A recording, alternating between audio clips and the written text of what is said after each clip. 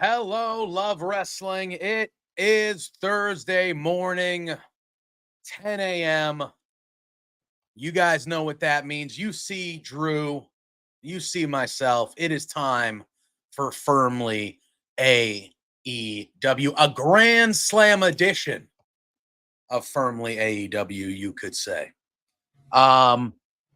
Obviously, we're going to be talking AEW Grand Slam. Fantastic show last night for AEW. We'll be talking that. We're going to talk a little bit of Collision. Drew was in the building. He was there live. It was in his neck of the woods of New York. So he was there. We're not obviously going to talk about it. No spoilers here, but they did film Collision after they did Dynamite last night, correct, Drew? That was what they did? They did a match before, and then they did the rest of it after. Did you stay for the duration? Were you there the whole time? I couldn't stay for the whole thing. I was okay. I assume it would be a late night. It'd be a super late night. They're already a late night. If you go to just a regular Dynamite, like you're leaving there 11:30, 12 on a school night, on a weeknight. So I can only imagine if they're doing full Collision. Did they do Rampage too? They do it all? No, there was no Rampage. There was no Rampage. So they must have taped Rampage multiple, maybe. Because there is a Rampage on Friday. But we got everybody popping in the chat here. We got Scott. We got Johnny. The whole gang is popping in here. So, Drew, obviously, we're going to talk about that show last night in depth.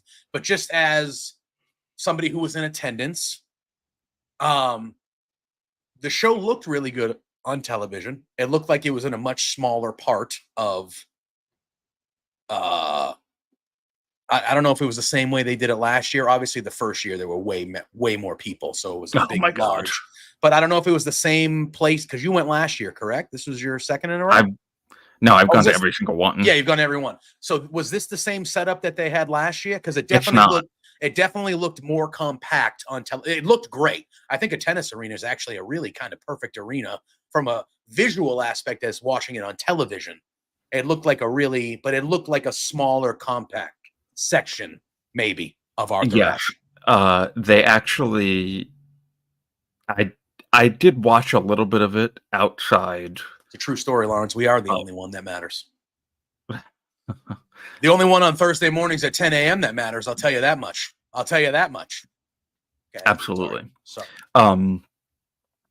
There was a complete tarp off of behind the stage. Like, it was not. You could kind of see it almost on television. You could, yeah. Yeah. And there was the usual setup, and I'm wondering if maybe they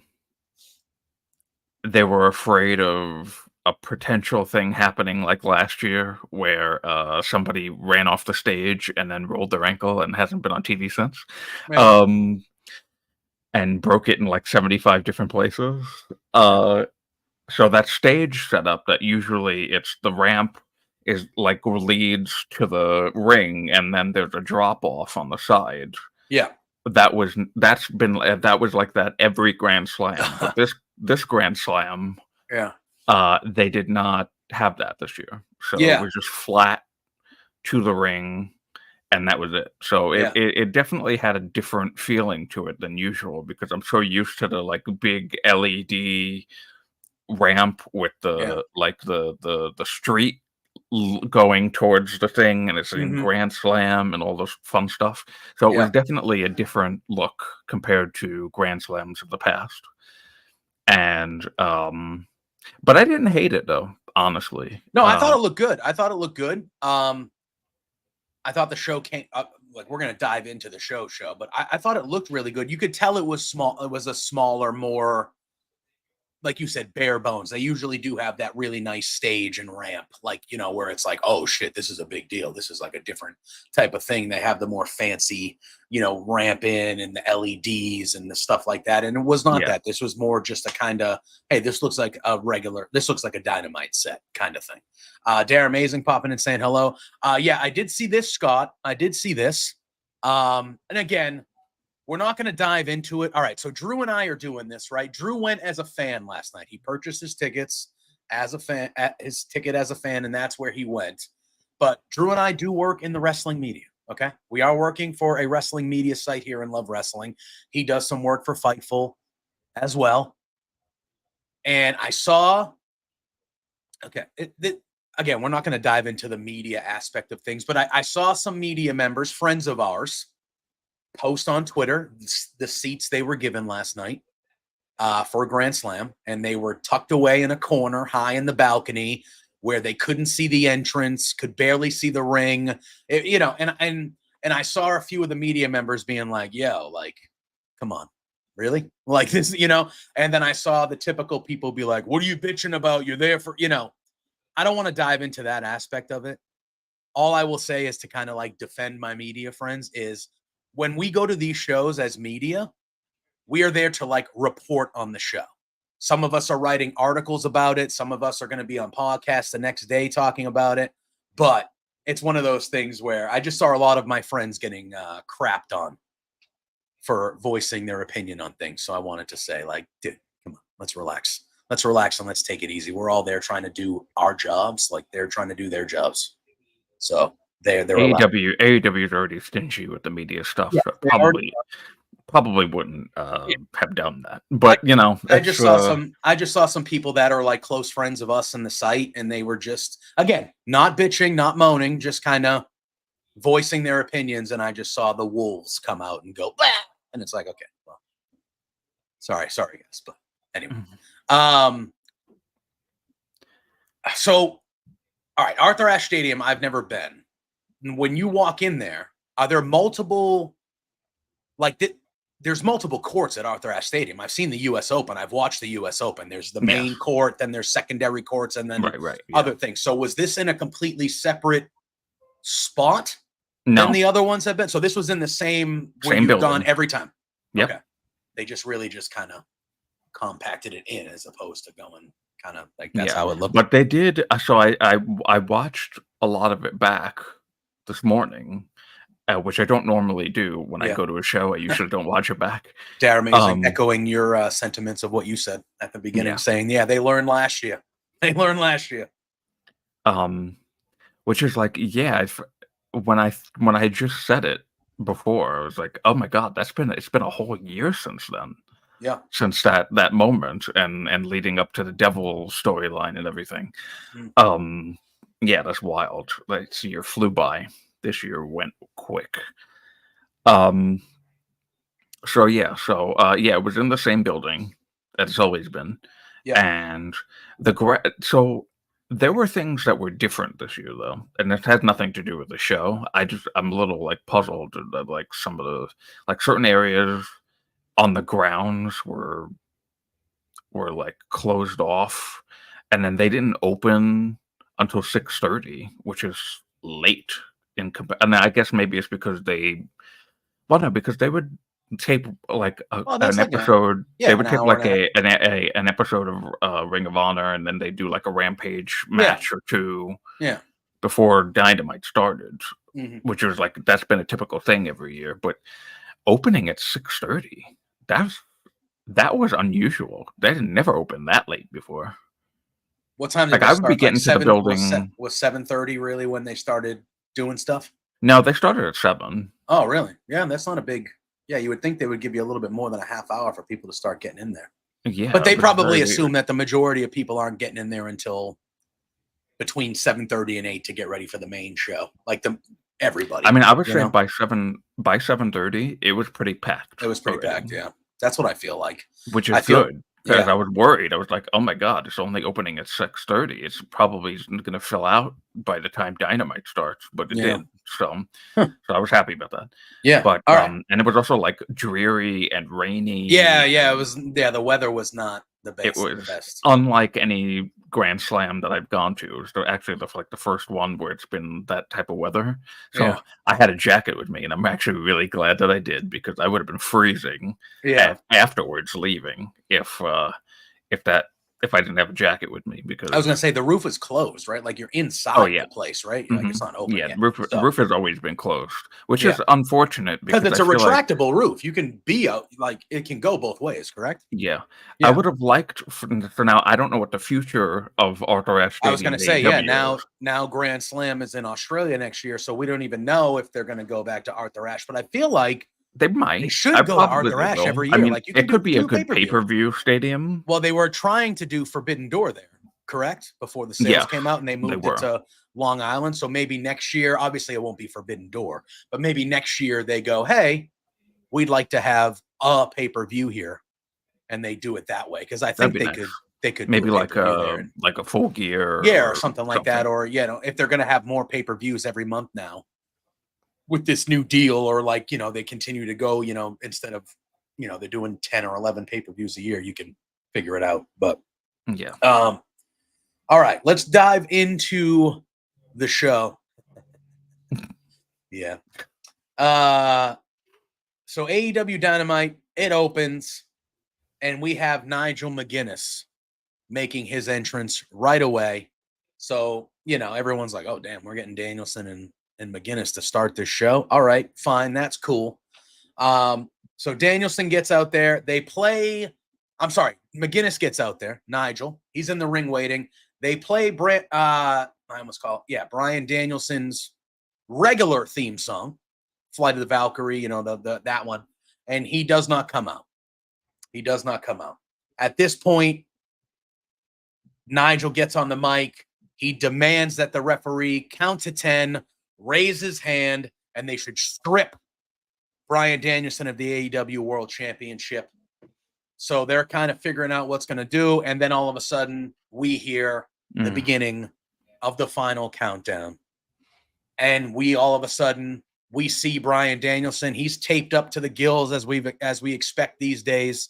I know you said you watched some of it back, but JR was on commentary for this match, and JR. That's why I watched, because I wanted to hear. And JR said something during this match. He goes, guys, it's been a little bit.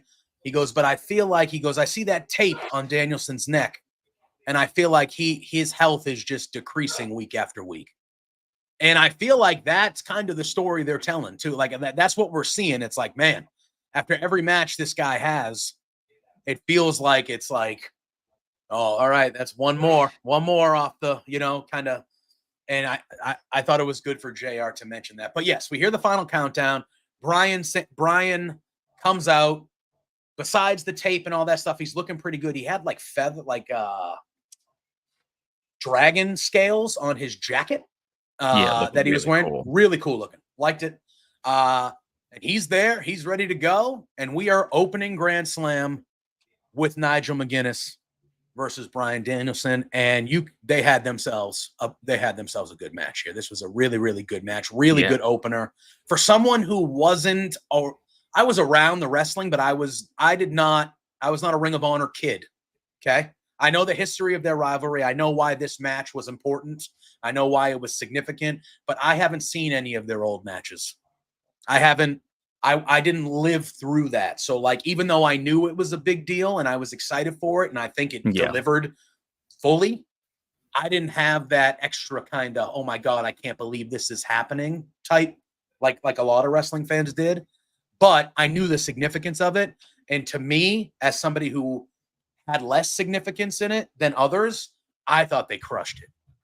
And I thought, for someone like Nigel, who hasn't been wrestling for a long time, I thought he looked great.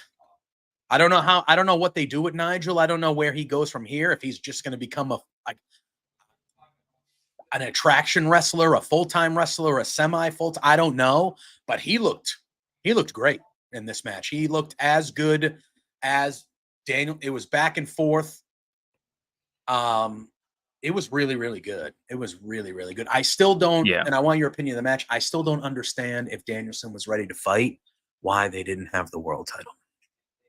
I still need someone to explain that to me. But for what it was. Yeah, but I mean, it was because of what happened last night. That's why. I get it. But I still don't understand the logic of why it happened the way it happened. Your championship match is off because the champion is indisposed. Okay. But then the champion showed up at the event not indisposed. So Darby looks like an idiot, Drew. He looks like a clown in this situation. I don't know. I feel like I did originally think the same of like, why would they do that? We talked about this last week. Like all of a sudden, there's a Bryan Danielson match while Darby Allin was supposed to face him, but now they're both having separate matches. And now Darby's out of the top. Like he's not. And we'll talk about that. That was the main event. That was incredible as well. But like, we'll talk about it when we get to the end. I just feel like coming out of Grand Slam makes perfect sense where we're going for Wrestle Dream, obviously with the story they're telling. But Darby Allin looks like a friggin' idiot because he had a world title match and now he doesn't. All he had to say was no, I'm not giving you that match. No. And now he just looks like a fool. I just think he looks like a fool. But we'll talk about it more in depth when we get there. Tell me about the atmosphere in the building for this match, Drew. It was very special. And very special because I think a lot of people, myself included, did not know that we were going to hear Final Countdown. Yeah. Once he didn't come out for the regular song, though, in my brain, I was like, he's going to come out to Final Countdown. And then they did it, and I was like, wow, what a moment. What a moment. Yeah, so that is unbelievably special. And he did come out to Final Countdown, I think, was it Forbidden Door he came out to Final Countdown? He's been coming out to Final Countdown for a little bit, yeah. No, he didn't come out to Final Countdown at Forbidden Door. He didn't. No, I remember that.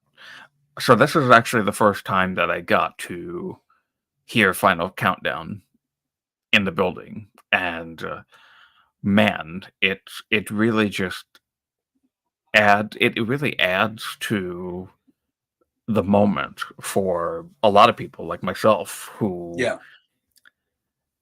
again didn't like you. I was not obviously a Ring of Honor kid. There's a very long stretch of time where wrestling was not in my life between 1999 and 2012. So I did not have any type of Ring of Honor, TNA, any other companies in between that are not WWE, or even in fact WWE, because I wasn't watching that either up until 2012. So I was not sitting there going, oh my God, this is Nigel McGuinness and Bryan Danielson, the heated, storied rivalry of two competitors. I was like, oh, it's a guy who I really enjoy hearing commentary, and it's my favorite wrestler of all time, and they're fighting.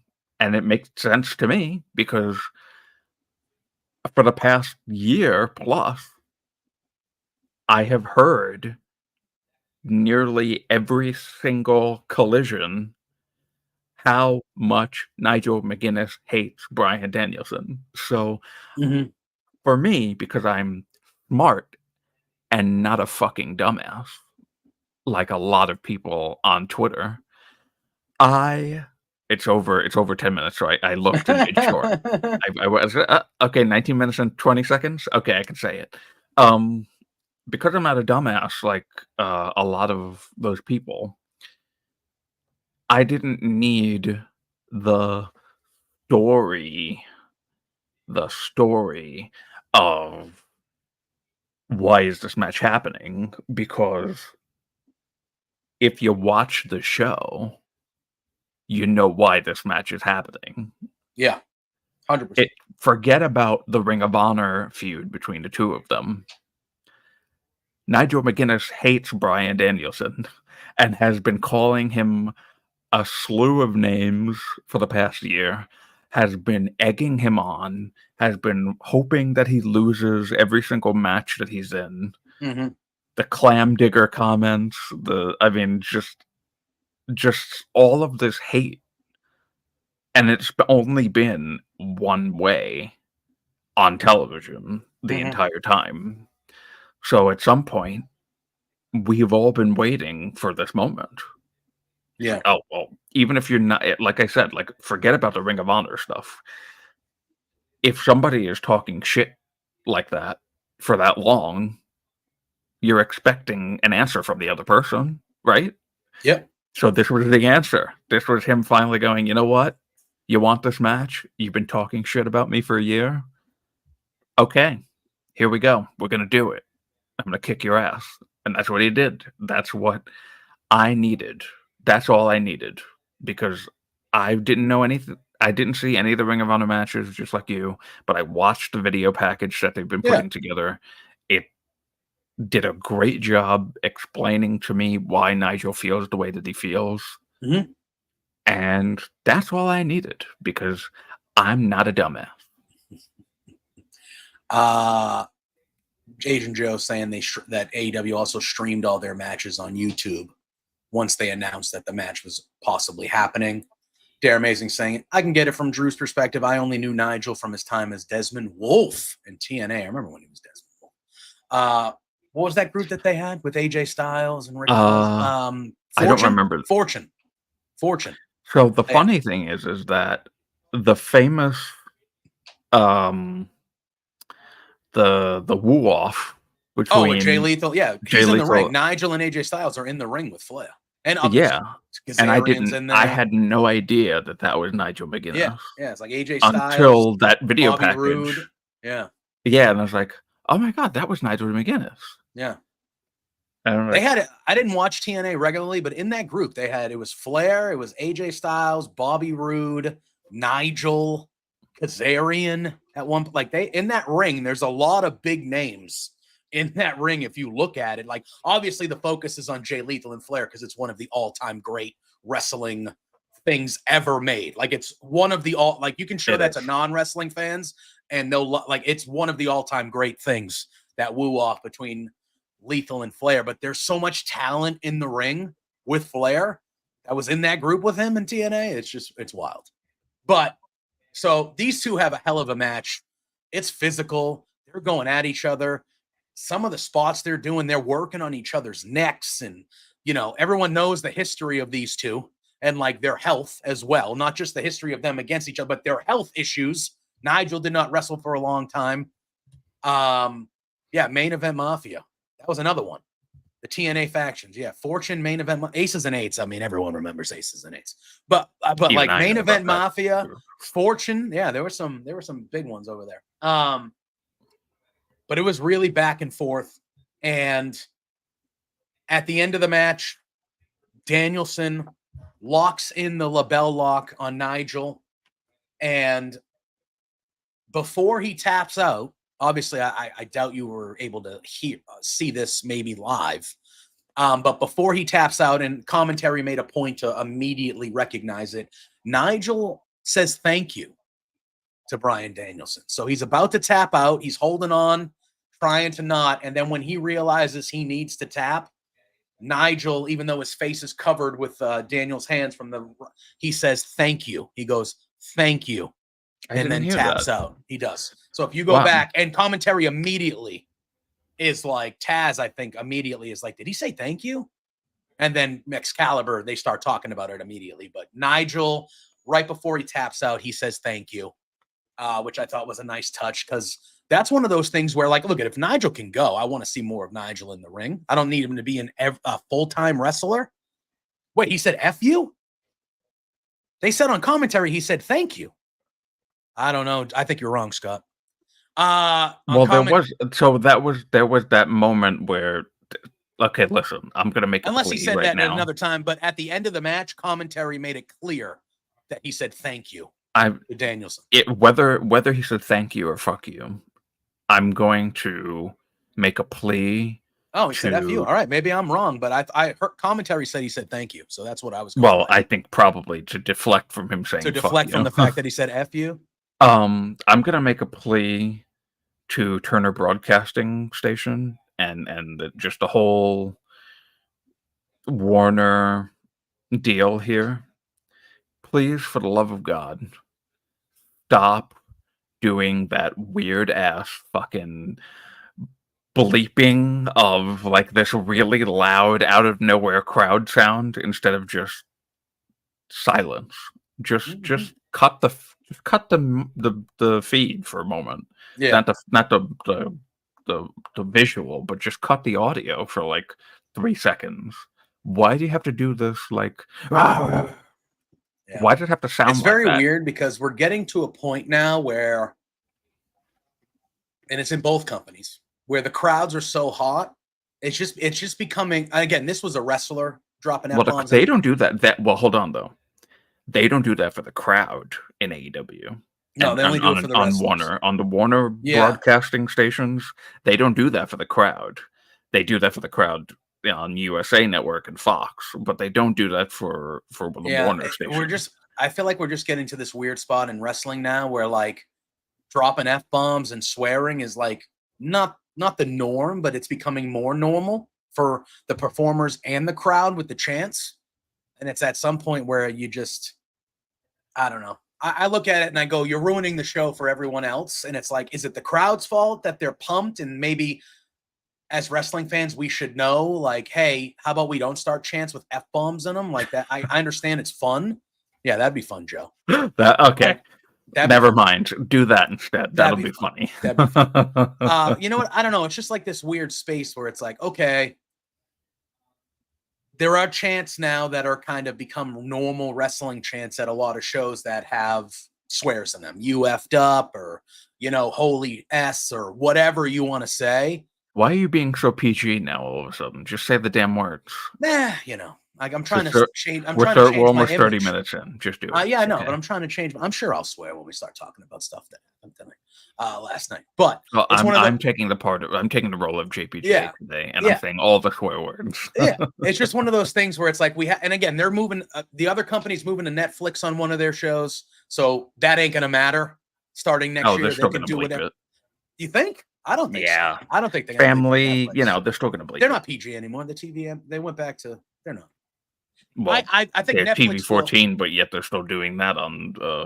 They're still cutting the whole. But I think feed that's the network, though. I don't know if that's WWE. I think that's the network, and I don't know. I just feel like we have to get to a space where it's like you either allow the chance to happen through television, or I don't know. Oh, I wasn't blaming WWE for that. Oh no. I'm just saying in general. I feel like we've seen more censored stuff on the TV shows more than ever over the last 3 or 4 months, as wrestling is becoming the hottest it's ever been, and these crowds are running rampant, these chants, all this stuff. And I feel like almost every show, I feel like there's parts of my audio that are just blacked out, or you know what I mean? It's weird. Mm-hmm. I agree. I feel like if the crowd is chanting it, you just gotta deal with it. I think you just gotta. I feel like you should just kind of deal with it and maybe have the commentator say, hey, something like to have, we apologize or something, but to block it out to the point where I can't hear somebody doing an interview if they're trying to do an interview and the crowd's chanting, shut the fuck up or something like that. I need to hear the interview, guys. Profanity is and again, whether it's right or wrong, however you feel about it, profanity is becoming more of a norm. A little bit. That's a Twitch comment. Yeah, I accidentally put us live on all 3 by accident. So whatever, we'll figure it out. Hello, Twitch. That's like the second time in 3. It's like the second time in 3 weeks I've accidentally clicked all 3 instead of just the Twitter and YouTube. But what is it? It is what it is. Oops, we're breaking the fourth wall. Yeah, that's Twitch. Right. Yeah, exactly right. Hey, Twitch, how you doing? Jason, I agree with you here. This is mute the wrestlers. If the wrestlers are going to drop an F-bomb like Danielson at the end of the show. Mute the wrestlers. If the fans are doing a chant and there's a swear in the chant, I get it, networks, but let it slide, brother. I don't think you need to be. It's already. Listen. We can do the whole technically, it's after 9 p.m. children should be in bed right now, blah blah blah. Yeah. There's children at these fucking shows. They go on till 10 p.m. plus. So it's well, you know what? Maybe we should just go live on Twitch again every week too. We'll see. We make more not money just on the other. not just exclusively. Yeah, we do a little bit more successful on the other two, so we try to dictate the viewerships that come over here. So this was, again, we'll see. We'll see how the numbers look. Maybe the numbers are good and blah, blah, blah. But anyway. So yeah, so I just for wrestling as a whole, not just for on AEW side, I just don't want them to play that stupid crowd noise when somebody swears, because it's like so much louder audio than everything else that's happening. So it's like, when they did, because I watched the whole show, and then when I hear it at the end of the show when my favorite wrestler curses on television, it just doesn't sound natural. It's so like both companies. It's not even necessarily the companies, but both broadcasting cable stations are doing it wrong. Let's just do a straight old cut of the audio for 3 seconds. Yeah. That's it. We don't need this cutting, like Fox was turning the whole damn cameras off. Like, just, I know. Weird. And thankfully, we don't have to worry about that anymore. But no, it's just, it's. But then also, it makes being in the building for shows even more special, because I heard Bryan Danielson say that live instead of having to hear bleeping or whatever. So yeah, it's like Jason said, we just need a happy medium, and the happy medium is just for wrestlers only. Do a standard bleep like we've been doing for 30 friggin' years, or however long it's been since they've been bleeping, or just cut audio for like 3 seconds, and that's it. I agree. After this match, we hear Christian's music hit. Now we all know that Christian Christian has a contract, very Money in the Bank-ish, like where he can sign it and have a match at any time. So Christian comes out oddly by himself, but he comes out by himself in wrestling gear. He's got the contract. He has a pen. He opens it up. It looks like he's going to sign it. And we see Kip Sabian, who Christian's been they've been doing some back and forth stuff in the back these last week or so. Kip Sabian shows up, grabs the pen out of Christian's hands, runs away, and Christian chases after him. Now, I don't know. I'm assuming they showed this on the screen. As Christian is running back to chase after Kip Sabian before he gets into the gorilla position that would be for AEW, Pac and Claudio are standing there. And Christian kind of stops, and they stare at each other, and then Christian continues to go back after Kip Sabian, and then they kind of zoomed into Pac and Claudio looked at Pac and kind of gave him a nod of approval, like, we did a good job there. And that's how this first segment ended. We just stood there menacingly. Yeah, literally. And then he just looks at Pac and he just goes, just like that. I agree with you, Jason. I think Kip Sabian has a great look.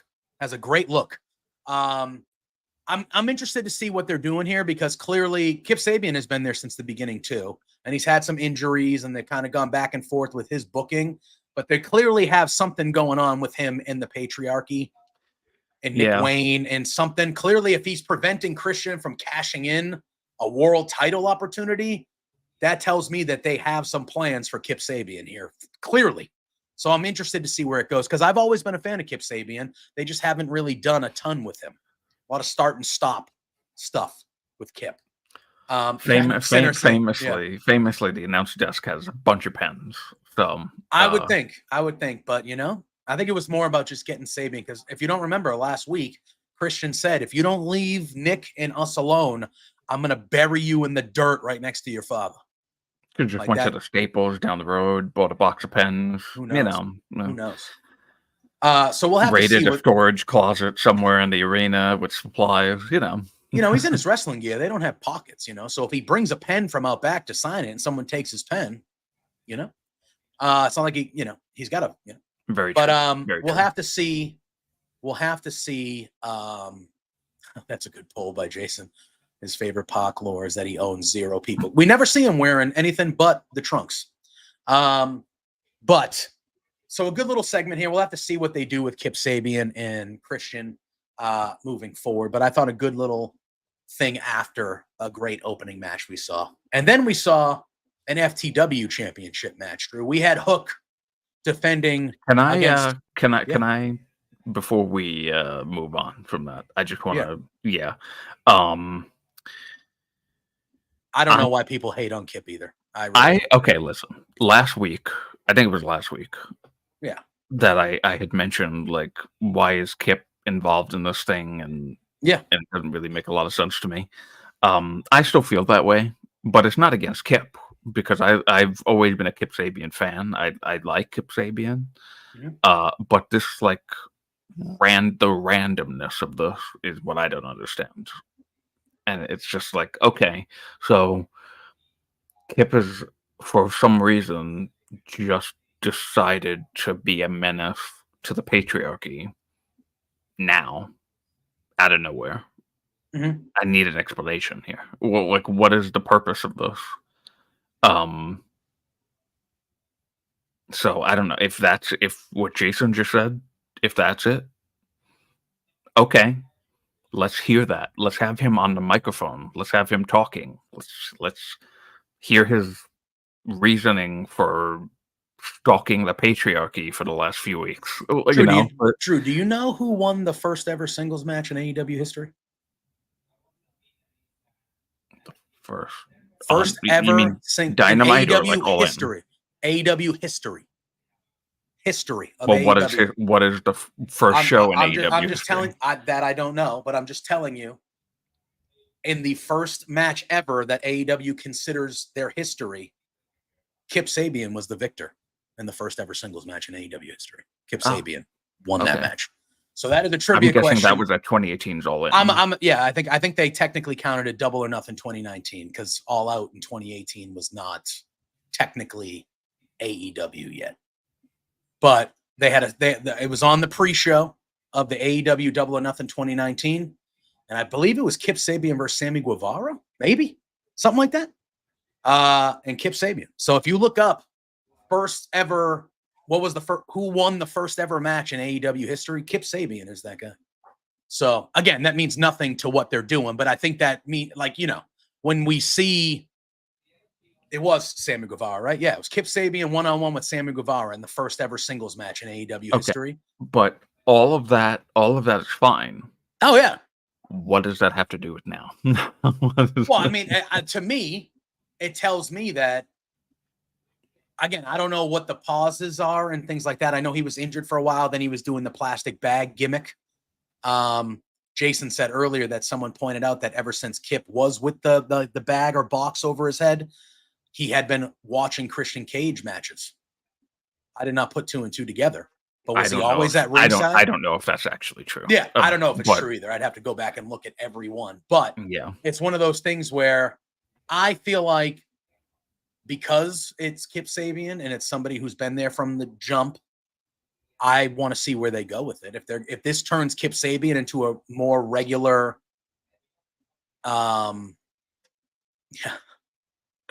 Yeah, it was pretty good. And Chris, all right. So did Kip want to join the patriarchy? Is that where this started? Kip wanted to join the patriarchy and Christian said no? So is this whole thing Kip trying to become he wants to be in the patriarchy? Is that where we're going with this? Or is he just trying to screw Christian? I never got that one time from this. Yeah. So again, I just got that he was trying to fuck with them. Yeah. I don't know. It's very weird. But we'll have to see where it goes moving forward. But Hook and Roderick Strong, another good match. Another good match here. Roderick Strong is just, I'll tell you what. The more, I like Roderick Strong more and more every week. Got it. All right. That makes sense. Okay. So he said that he wanted to join the patriarchy, or Christian just started shitting on him because he lost his father. No, Kip's dad died in real life. I knew that was a thing. Yeah, I know that too. I think I don't, and I mean, there's multiple people saying that he wanted to join the patriarchy, so maybe he kind of played it off as he was lost and he needed Christian, and Christian's like, get the hell out of here. And now Kip Sabian's like, all right, well, I'm gonna fuck with you until you let me in the group, kind of thing, and maybe that's what they're doing. Maybe. And then eventually, And Jason, I agree with you. I agree with you on that last comment. This was a good little match between Roderick Strong and Hook. I am going to say this. I like Hook. I am a pro Hook guy. Hook needs to get better in the ring. He's been doing it for a while. He shows signs of good stuff, but I thought last night, obviously you're going to expect Roderick Strong to carry this match, but I thought Hook looked bad at times in that match, like just straight up bad. And like Roderick Strong and Hook are not on the same level of professional wrestling. I understand that, but I feel like Hook, I don't know. I feel like when I used to watch Hook matches, I used to be like, oh, dude, this kid's going to be really good. He's going to be really good. And now I watch Hook matches and I'm just kind of like, okay, like he's fine. He's fine. Yeah. It's, I don't hate it, but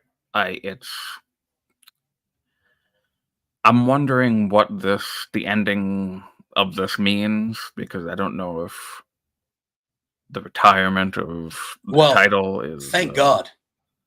I mean, yeah. Listen, we didn't need that anymore because we were talking on here, and I even said it during our preview of All In.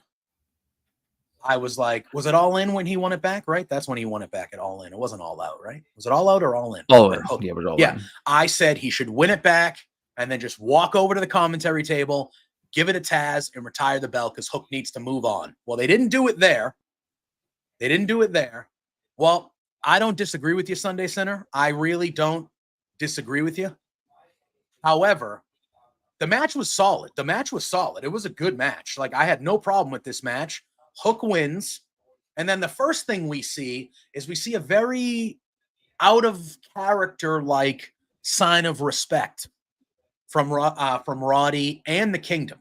The Kingdom did get involved during the match. It was FTW rules. There was chairs and chicanery and, but Hook overcame it all. He hit the red rum and he made Roddy tap out. I just remembered something that I wanted to.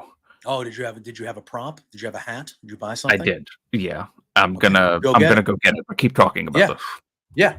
So post match, they have this good match, and post match, Roddy's in the ring with the Kingdom. All three of them are in the ring, and Roddy puts out his hand for a handshake. Hook is obviously like, I don't trust this guy, but he shakes his hand, and Roddy does it, and Roddy gives him a hug.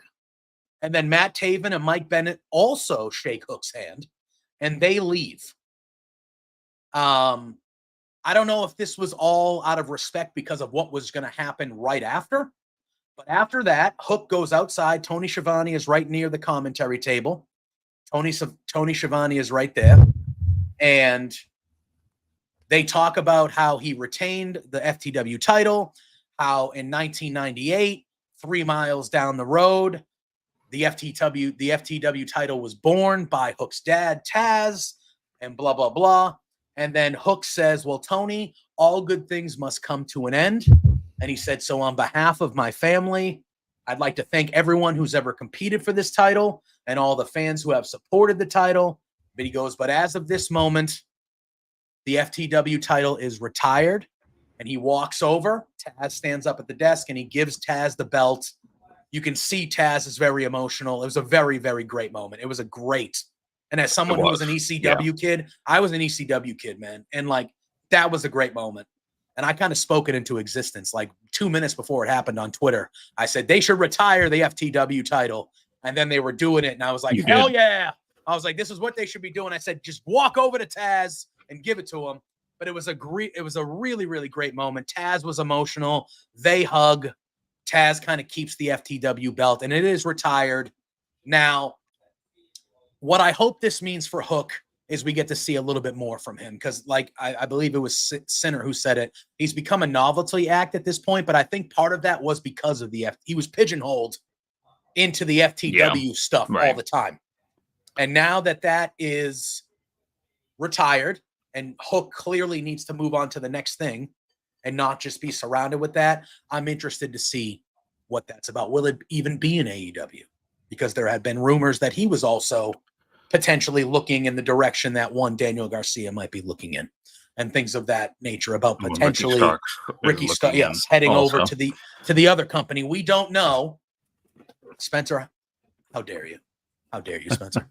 But So that's what we got. But I thought the moment of retiring the belt and the moment that Hook had with Taz, that was a really special moment. That was really nice. Yes, that was I wanted to see that reaction on TV too, because I was behind commentary, so I couldn't see Taz in that moment. Yeah, that was beautiful. That was very beautiful. And everybody was walking up to Taz during the commercial as well, like shaking his hand and hugging and stuff. So, yeah, and then he gave the, I think Bryce Remsburg was the ref in that match. So afterwards, Bryce walked up to him and they were talking for a moment, and then he gave him the FTW title to go and run to the back. So yeah, that was very nice, and I'm hoping. What the hell, Lawrence? What's wrong with you? You're not talking about this show, are you? Oh, he is. Lawrence is a professional troll, though. So we love him around here. He represents me and Plug On between two beards, but he gets in these moods where he just likes to represent. You mean like as a lawyer? He's our legal representation. Yeah, you haven't seen in our battles with the Rads. Now us and the Rads are on good terms now. But we used to have battles where we needed legal consultation, and Lawrence was our guy. We haven't needed it in a while, knock on wood. But he is our guy. But literally. But Lawrence gets in these modes where he just will say anything to try to get under your skin. So I've learned to. So how about this hat, huh? Yeah, you're still dealing with the Acclaimed, huh? Fucking love the Acclaimed. Still. Oh, I've always loved the Acclaimed. When have I not loved the Acclaimed? I know I showed this off a few weeks ago, but for anybody who might be new, I got this. Well, yeah, you showed that off. That was really nice. Yeah. Yeah, and I can hold this like a boombox, actually. Yeah. Yeah. So it's I've always been an Acclaimed guy. I would have loved to have seen them on TV. They were selling these hats there. Yeah. But yeah. So, what's I did not, my friend. I was only watching AEW last night, so I didn't. Was it on the commercial or I did not? I pay attention somewhat to New Japan. Like I keep an eye on what's going on over there, but I do not watch New Japan. Yeah, as much as I probably should. But Drew, I mean, all right. The next match we saw, though, easily the match of the night. Which was to be Omega and Tanahashi. They teased that. Oh yeah, because they're doing that big promoted show in January with all. Yeah, well, that'd be fun. Tanahashi can barely stand, though. But I hope that would be fun because he needs to. I love him, but he needs to finish it up here. Kyle Fletcher, Will Ospreay versus the Young Bucks for the AEW World Tag Team Championships. Drew, a couple weeks ago, I was steaming mad. Not steaming mad. Kind of. I was steaming mad that Ospreay and Kyle Fletcher won that tag team gauntlet. I was steaming mad. But what did I say? I said, this is not a complaint about us having to see this match because this match is going to rule. I was upset because it was a non-tag team doing that. However, this match last night, Drew, wow. As good, if not exceeded expectations. This match was incredible. The Young Bucks, let me tell you, it's been a while since I've seen the Young Bucks working like that last night, Drew. The Young Bucks had them wrestling boots on last night, man. Yeah. They had them wrestling boots on, brother. I was going to make a comment about that. I was going to tell you, I even felt in the building watching that match. This was a stellar Young Bucks performance. Yeah, this was like vintage Young Bucks. I have not seen them wrestle with this kind of. Yeah, Jason's going to call out a little bit more than I'm gonna or we're gonna.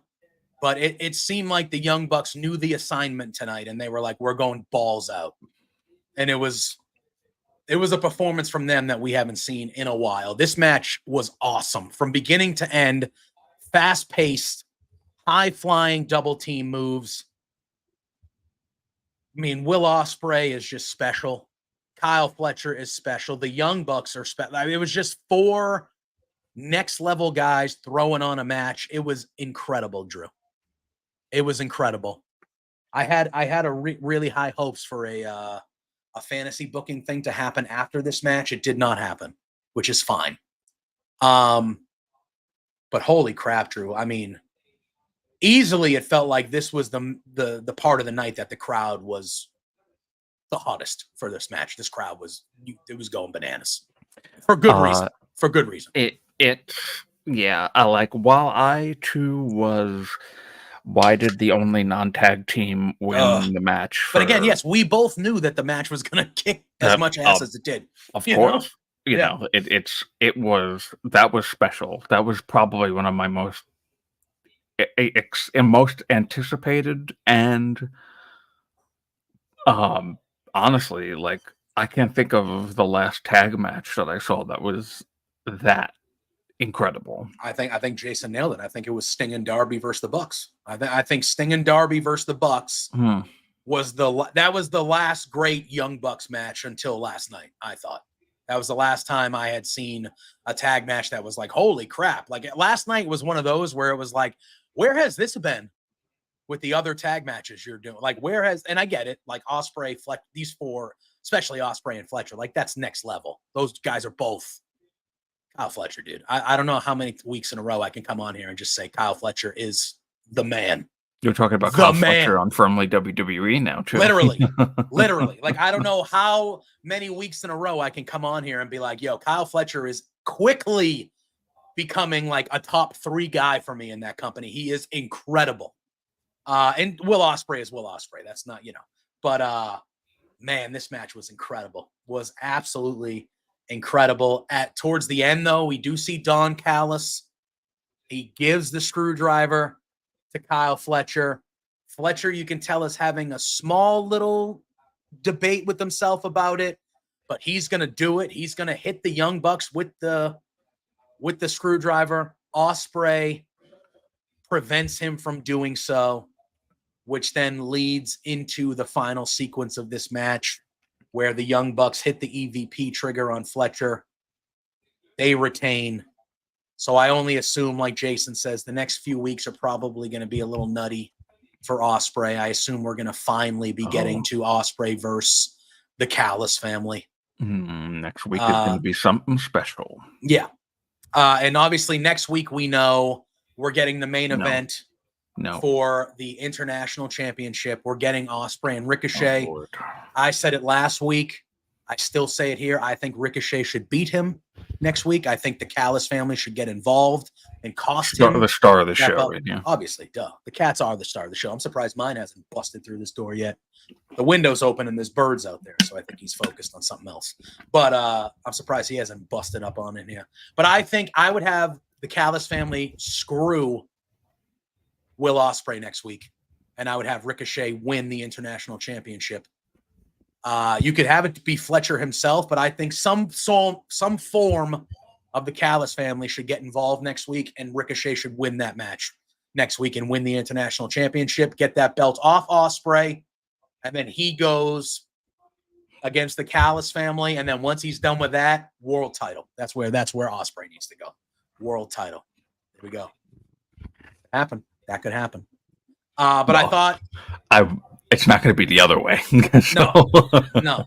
But I thought the tag match, again, would I have loved to have seen a formal tag team from AEW be in it? Yes.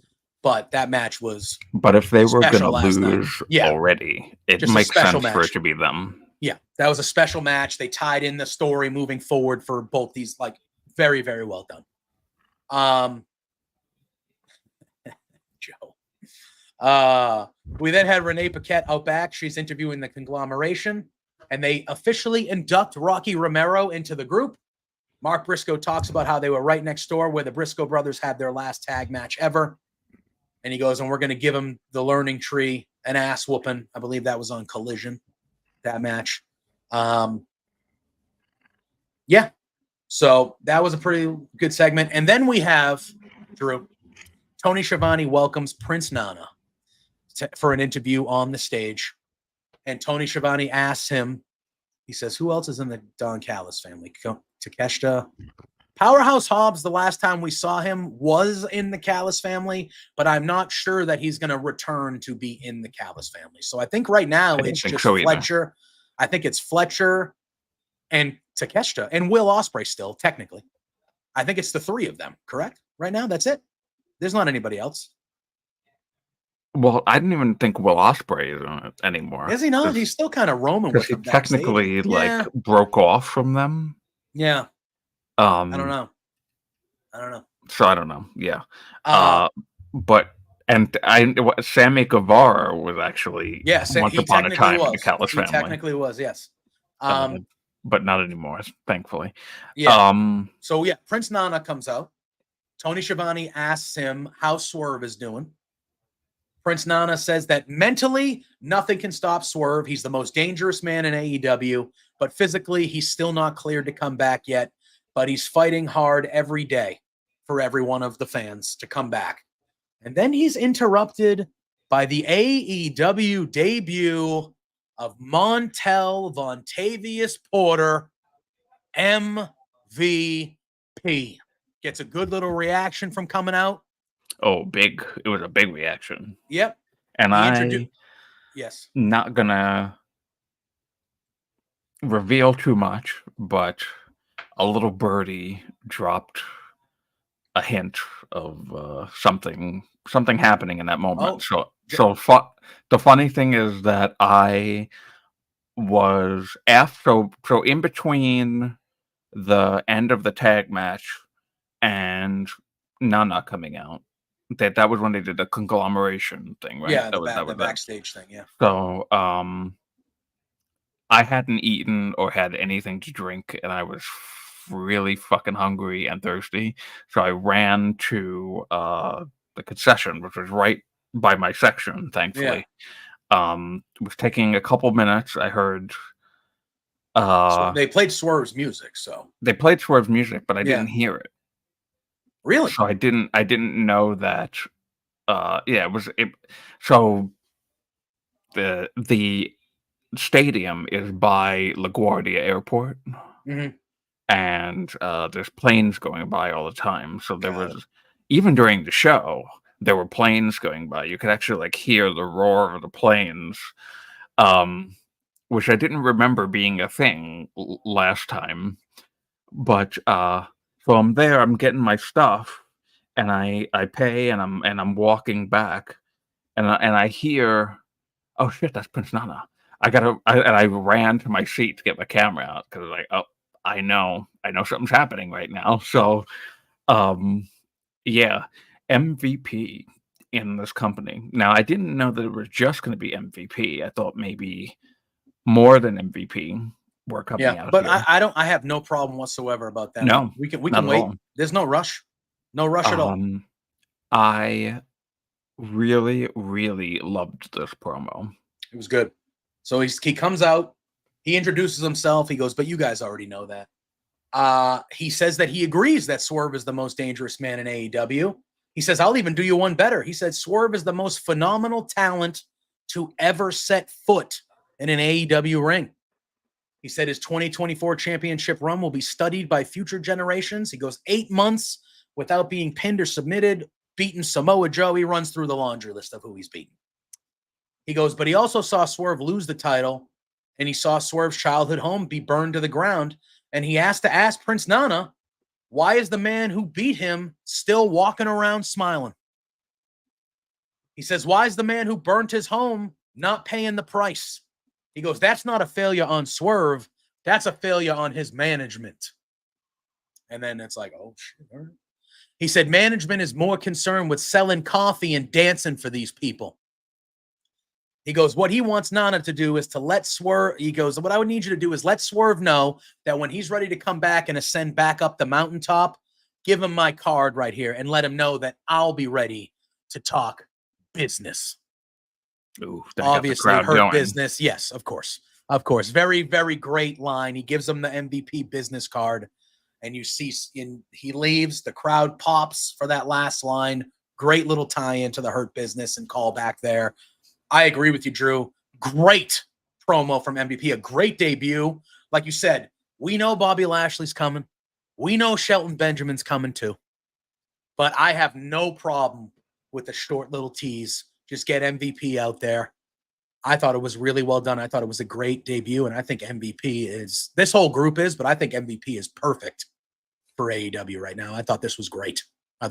Yeah, listening to him talk made me remember, like, oh, man, MVP's got it. I love hearing that guy talk. Yep. I never saw him wrestle, but hearing him talk, special. Mm-hmm. Very special. So I'm really happy that he's here. Yep. Seems like in a strictly managerial role. Which it should be.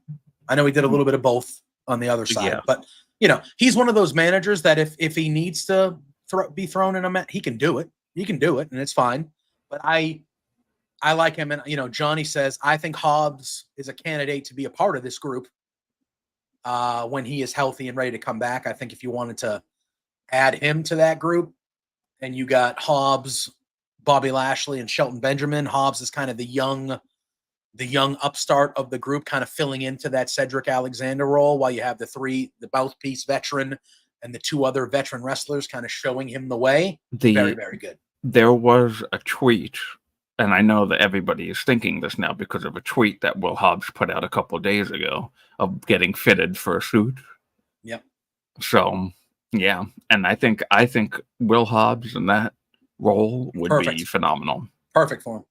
And then you have, if they're going to be going after Swerve too, to try to recruit Swerve, and Swerve's kind of, I think there's a very cool story they can tell there.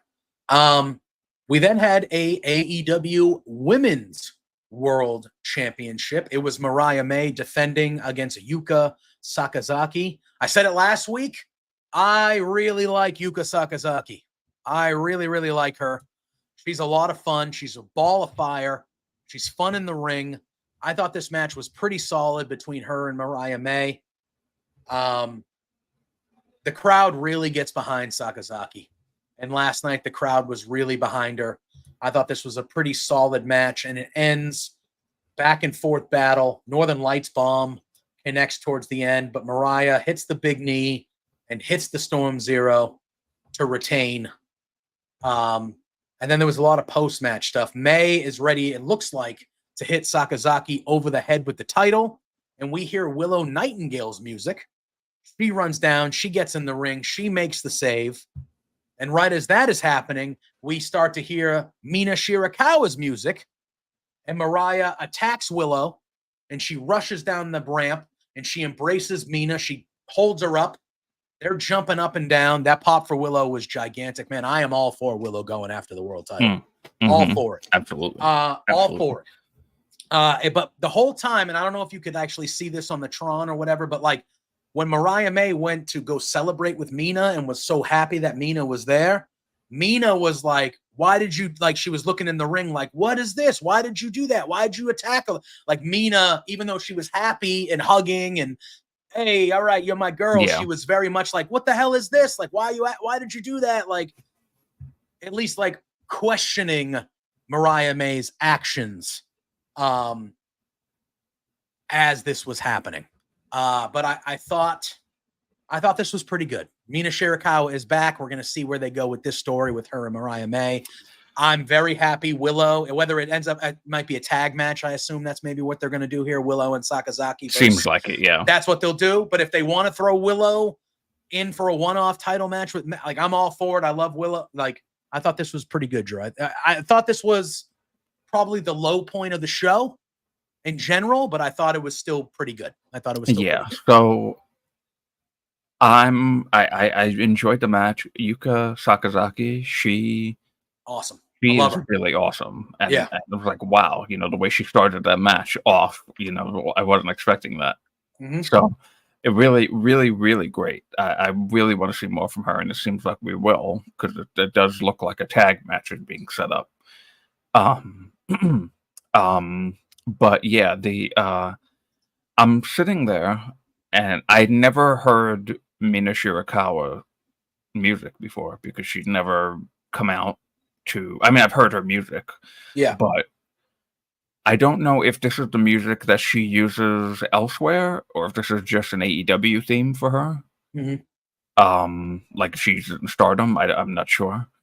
Yeah. But I'm listening to it. I mean, I'm sitting there and she comes out. I'm listening to it and I'm like, is that Danza Kuduro? I don't even know who that is. Is that? No, that's a song.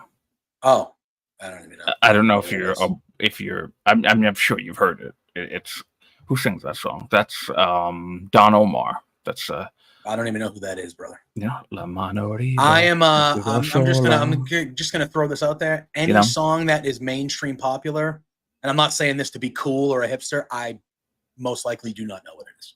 I do not. We got Jason. So it is her Stardom theme. Okay, yeah, so that's her theme. It's so somebody told me it's an interpolation of Danza Kuduro, which I was not, like how Christian Cage's is of the Evanescence song. So it's like that type of a thing. So I was like, oh, okay, because there was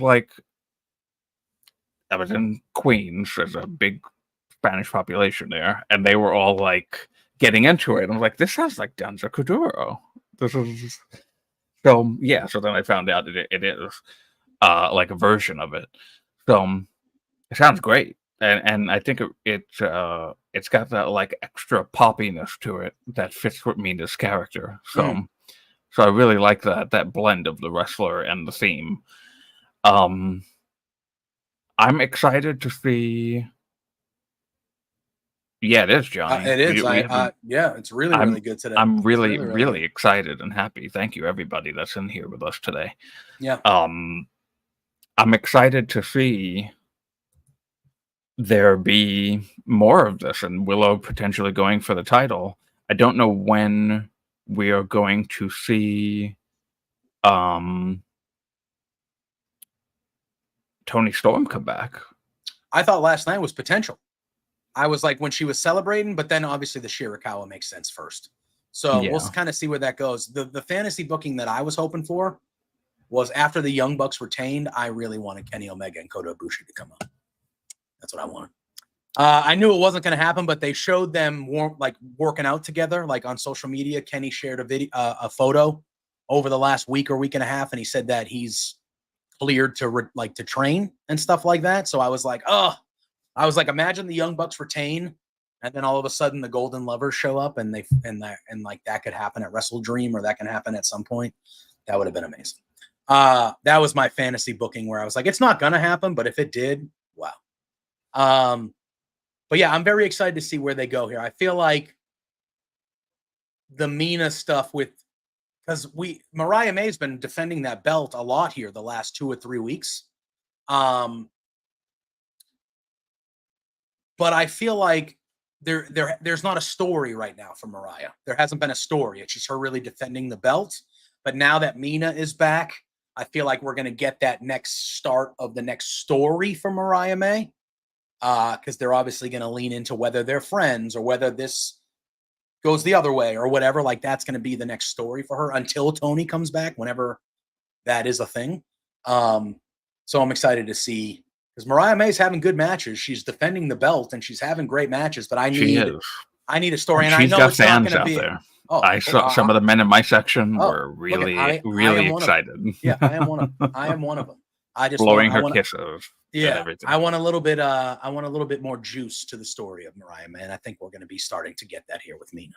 All right, Drew. Then it was time for the main event. It was for the AEW World Championship #1 contenders match. Darby Allin's championship match on the line. Him versus Jon Moxley. Real good main event. Darby got the absolute shit beat out of him, as is expected. Darby does that more times than not.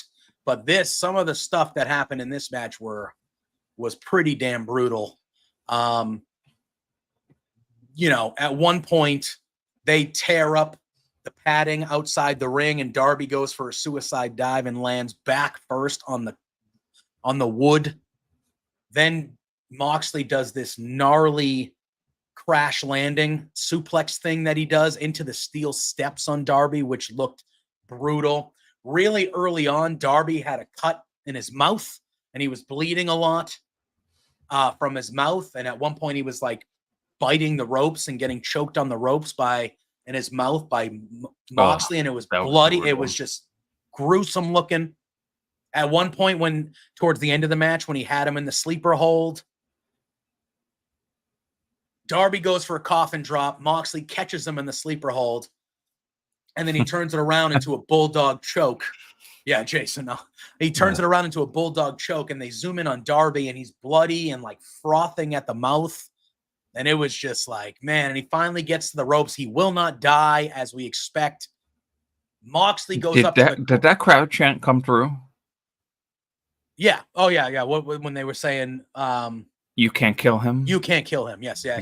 Yeah. That was really good. It was really good. And then the match ends, Drew. So Moxley is sitting on the top rope. Darby's up there. It looks like he's trying to superplex him. Moxley's trying to fight.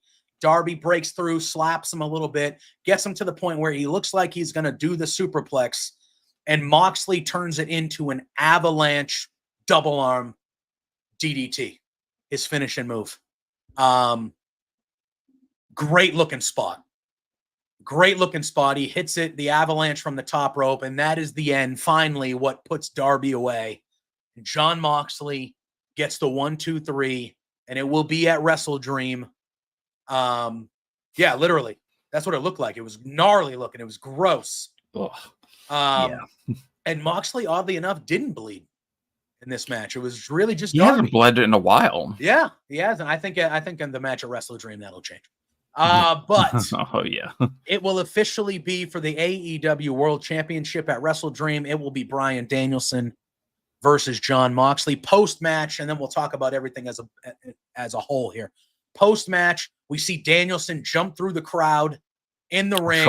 I saw him coming. He's got some sort of tape or some sort of whatever, and he begins to choke Moxley. It was a necktie.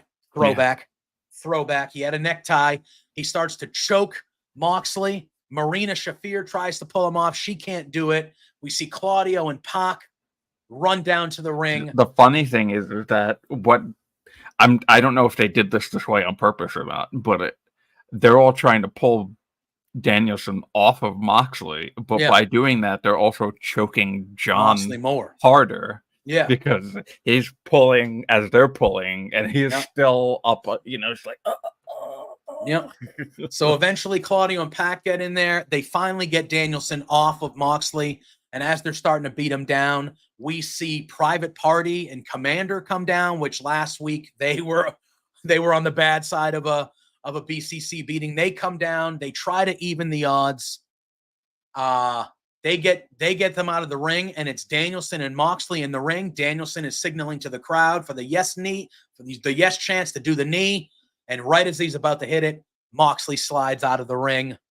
They leave through the crowd, and before the show goes off the air, Bryan grabs a mic. He goes, Moxley, you wanted a war? Well, I declare war. He said, you want a shot at the title? You got it at Wrestle Dream, and at Wrestle Dream, I'm going to kick your fucking head in. And that's how Dynamite goes off the air. That was Grand Slam. Fantastic show. Good stuff, Drew. Good stuff. Solid wrestling throughout. I thought every match was good. Some were great. The tag match, I thought the main event was very, very good.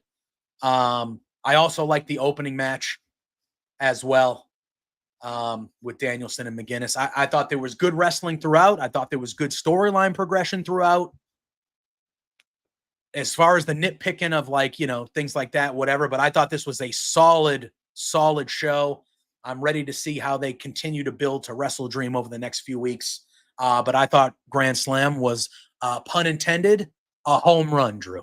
I thought it was a home run. Excellent show last night. It really was. It was a really stacked card.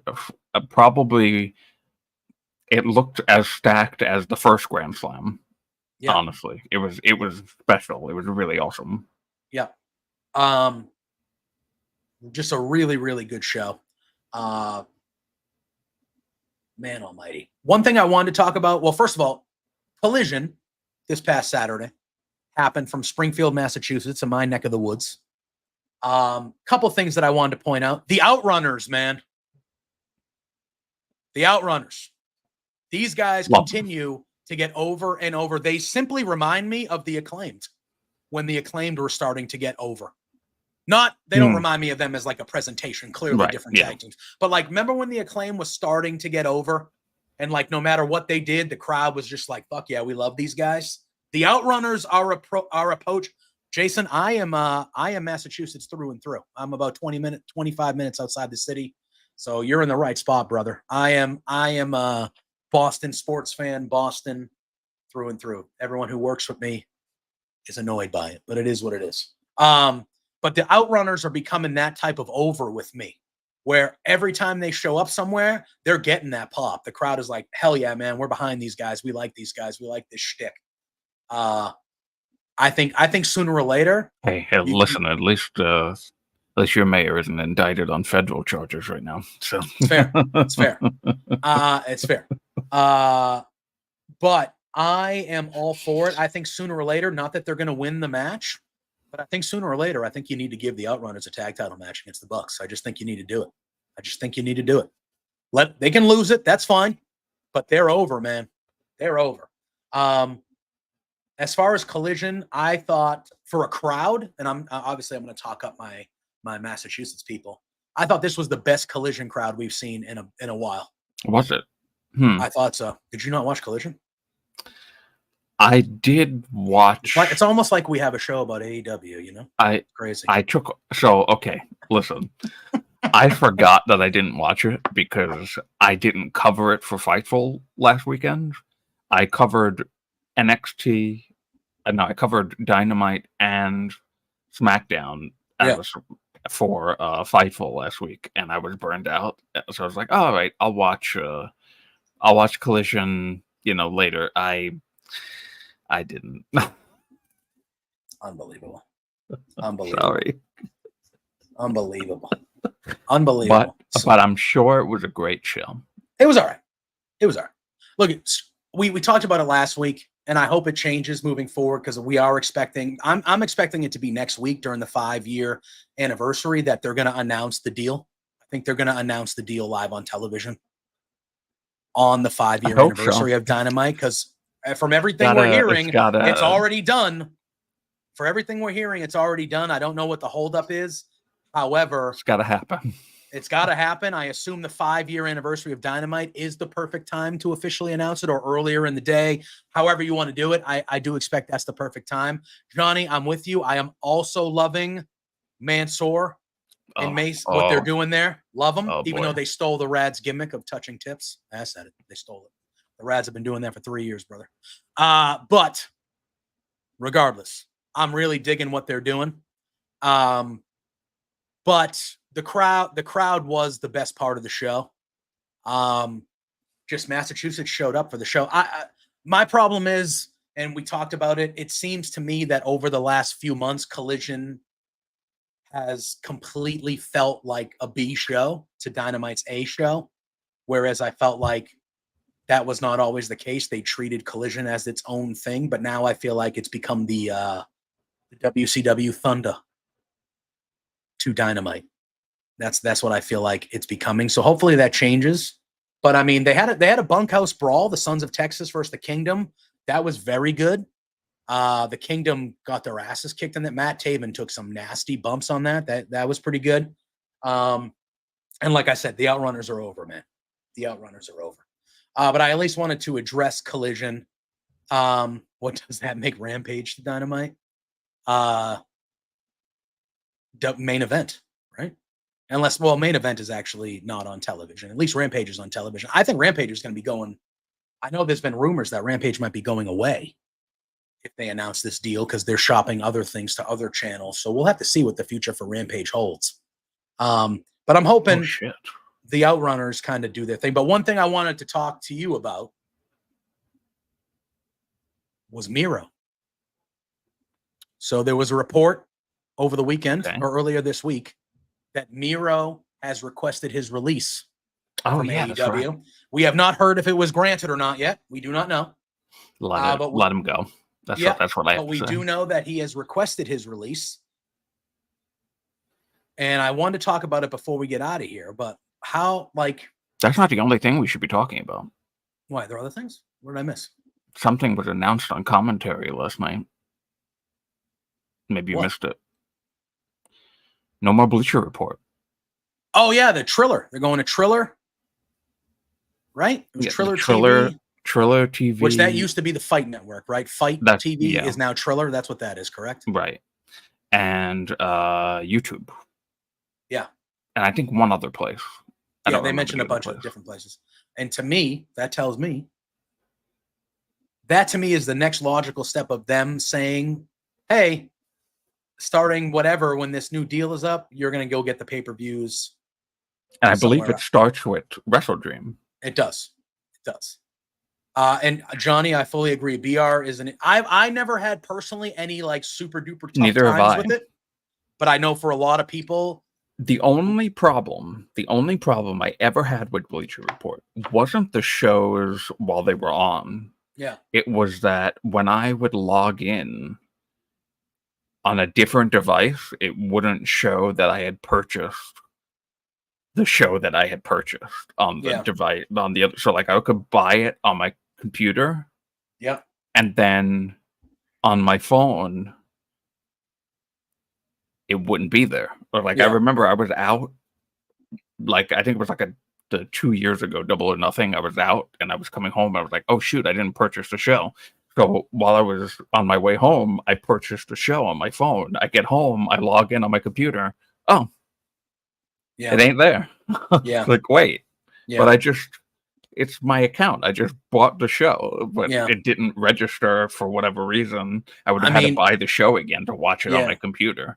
The one sad thing that we all can say, though, is none of us can now continue to mess with Doc Mueller about fixing the BR stream. So that's over. So that joy that we all had there, we cannot do anymore. But Jason also, I think this is a perfect time to talk about it, Drew.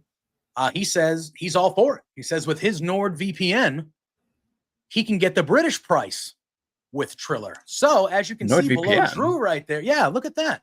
As you can see below Drew right there, our friends over at NordVPN, why not talk about them right now? That brought up in the chat. This is a perfect time to talk about them. So if you go check out our buddies, NordVPN, not only will you have the safest VPN you can have in all the land, not only will you have the fastest VPN you can have in all the land,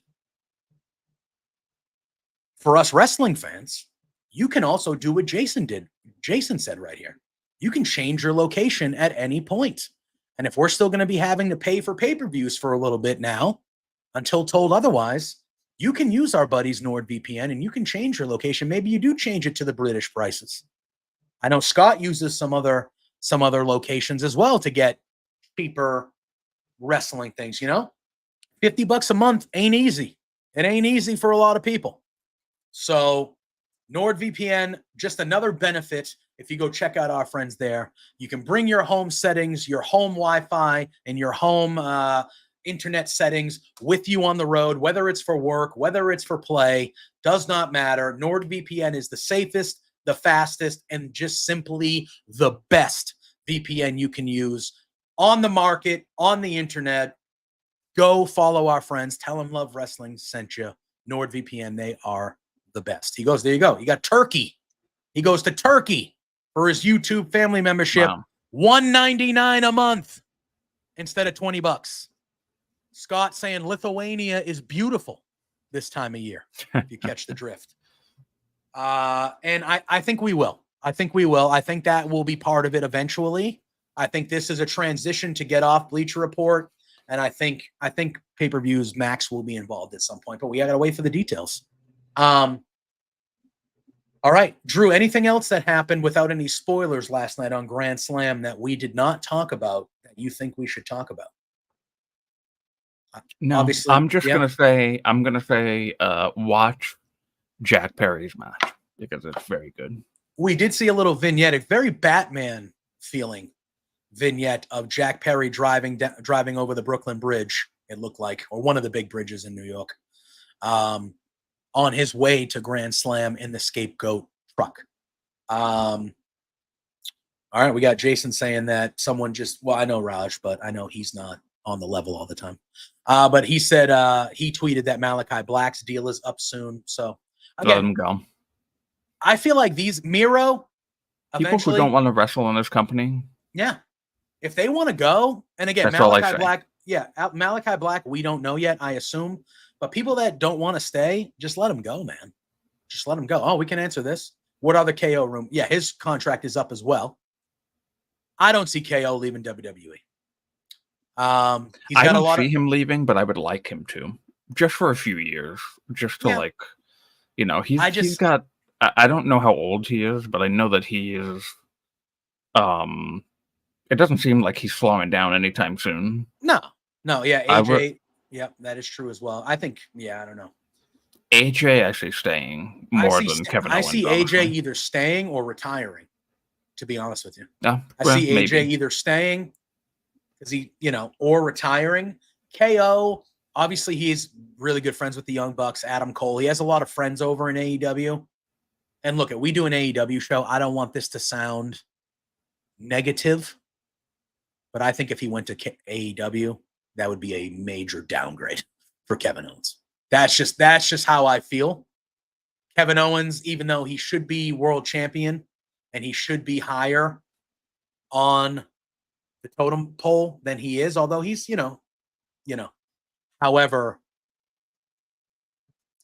I feel like he's in a position with WWE where he's treated that even if he went to AEW and became their world champion, I'd still feel like that's a little bit of a downgrade for him. I feel like he's got it good over there.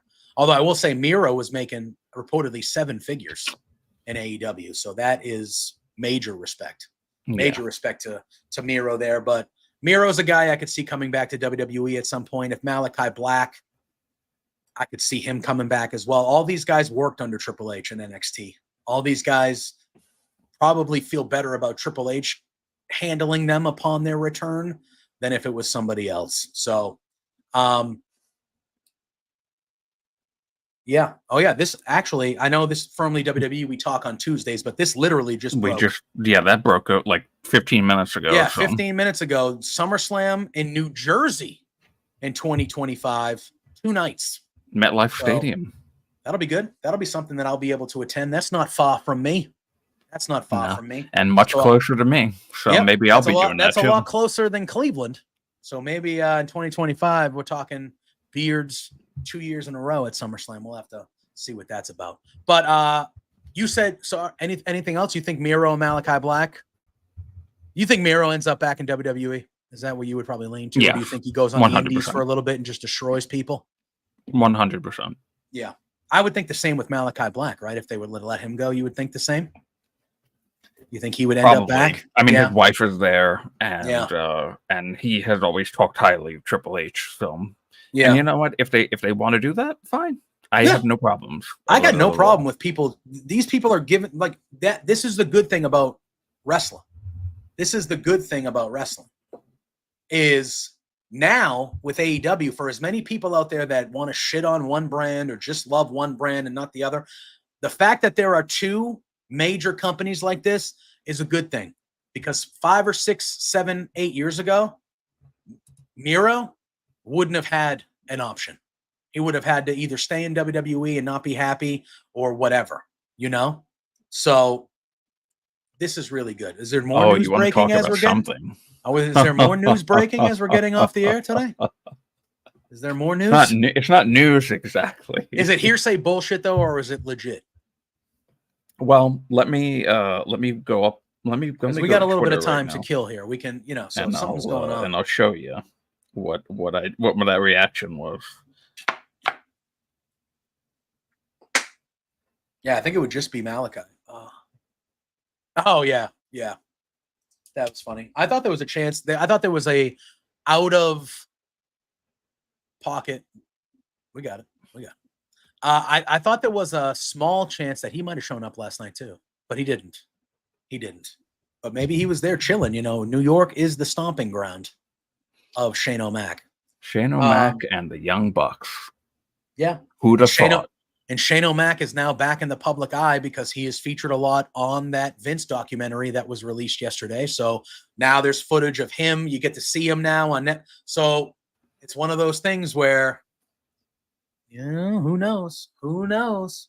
But we'll have to see. There's going to be a lot of moving parts here as we continue to move on. We're expecting a new TV deal to be announced here by AEW. People coming, people going.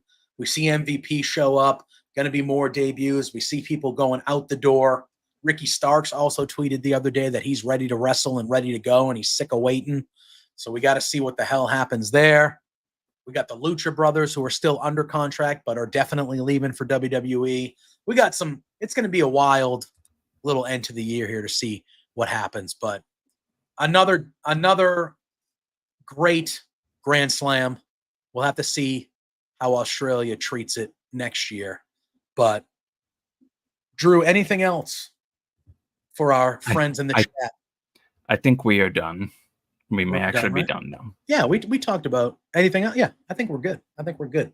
So we are going to get out of here for the afternoon. Appreciate everybody. This chat, the chat is always great, but this chat ruled today. Jason, Dare Amazing, Scott, Tight Spot, Johnny, Spencer. Loved it. Great chat today. It was on fire, talking throughout. That's what we love to see here. Without this show, without you guys in the chat, this show does not go as smoothly as it normally does. So we appreciate the hell out of you guys. We appreciate you being active. You make our jobs easier when you guys are more active, and we can build off that. So Drew and I will see you on Tuesday for Firmly WWE at 10 a.m. That's the next time we'll see you together. I will be back on this channel tonight at 8 p.m. Me and Pluggo, between two beards. We're going to be talking about the Vince documentary. We're going to be talking a little bit more about Grand Slam. We're going to be talking WWE, all that fun stuff. Maybe even some other things. You know how we roll. We talk about basically anything we feel like. I hope so, Jason. Appreciate it. We appreciated you being active in the chat, man. Welcome in. Thank you, Jason. Really nice to talk to you. Sure to follow Love Wrestling on all social media platforms. Me and Drew do the thing every Tuesday, 10 a.m. We're talking WWE. Every Thursday, 10 a.m. We're talking AEW here on Firmly Love Wrestling. But we have shows littered throughout the week here on Love Wrestling. You can catch me and Pluggo tonight, 8 p.m. The flagship here at Love Wrestling, Between Two Beards. Drew, let the people know what's going on with you, and then we will say a sayonara. Right there. At the Drew Nicholas, that is where you know everything that I'm doing, what show I'm on, what silly thing I'm tweeting about. It's a good time over there. Yeah. You can see if he's working AEW shows over the weekend, so we'll know he'll watch the shows for when we have ours. It's pretty good. So you know if he doesn't say, "Hey, I'm modding for Fightful on Saturday for Collision," you know he's not going to watch it. So that's that. No, I'm just kidding. That's a joke. But no, follow Drew, follow me, follow everybody. Thanks, everyone. We appreciate you all. Follow from the LW. Yes, and I said it last week. We any special announcements we put on there, we have to be. We're going to try to be a little bit more active on there day to day. But yes, follow Firmly Love Wrestling, Firmly LW on Twitter. That's where any time changes, any emergency things, or big clips or anything like that. That's where you'll find all our info there. But thank you, friends. We appreciate every single one of you today. And me and Drew will see you next Tuesday. That's right. For Firmly WWE. And until then, peace out.